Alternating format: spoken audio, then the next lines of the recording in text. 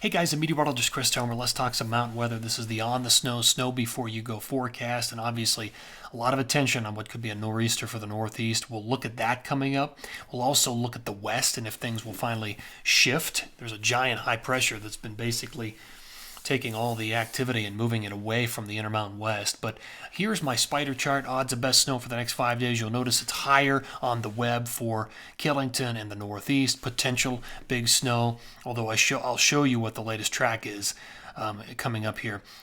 Loveland, A-Basin, Winter Park, Eldora, Steamboat, all on my list because there's a fast front that is going to move and race through Montana, Wyoming, Colorado, New Mexico. So those places are a little higher on my list. If you're skiing Thursday or Friday, I would look to Colorado or northern New Mexico. And Revelstoke and Whistler, the Pacific Northwest, comes back on my list. Not right now, it's dry, but by the weekend, I think there's a larger storm system that will move into the Pacific Northwest. So those are the places to watch right now. Let me just show you what it looks like at this moment in Colorado. So this is Winter Park. Beautiful day, blue skies, nothing going on. But again, that front will race in early tomorrow and probably drop 2 or 3 inches at Winter Park and also up in Steamboat. And that's what it looks like in Steamboat right now. Just gorgeous blue skies. I think you could get 2 or 3 inches out of this fast front that comes through tomorrow. So look to Colorado, New Mexico tomorrow and into Friday. Let me show you the pattern here on water vapor. Reds and oranges are going to be drier air aloft. The storm track is way up here into BC and then curling down through Colorado, and then there's a big trough out to the east, and that's where the East Coast storm is going to develop. But you can see there's a low here, and then a little piece, there's a front right here that will break off and run down the eastern periphery this high through Montana, Wyoming, Colorado tonight into tomorrow and northern New Mexico.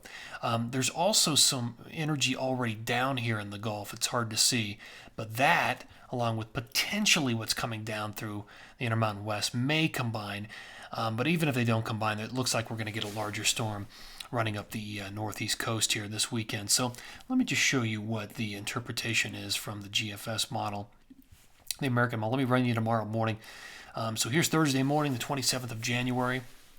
Looking to Montana, Wyoming, Colorado, very light blue, minor, fast-moving storm will race through those areas. And then look down in the Gulf, off the coast of Florida. A couple of things to mention here. So this is Friday morning. You'll see 2 disturbances, one near Florida and one off the Texas coast. The 2 of them, at least there may be some interplay, but the large storm system will develop on the front edge. There it is. You can see it off the Carolinas by Saturday morning. Big low developing, but look how far offshore this thing is. This is Saturday morning, the 29th of January. At this point, it is too far off the coast to nail some of the big ski areas in Vermont and upstate New York. Let me show you Saturday night. Here's Sunday morning. Well, there's Saturday night, Sunday morning. Look how far off the coast this thing stays. Boston's going to get nailed. Massachusetts will get nailed. Parts of Maine will get nailed. Parts of New Hampshire. But this largely slides around Vermont and most of New York and upstate New York. So with this, it's more of a brushing effect on some of those. You're going to have to be in Maine, New Hampshire, Massachusetts at the skiers to get the best snow out of that. Back to the west, totally quiet.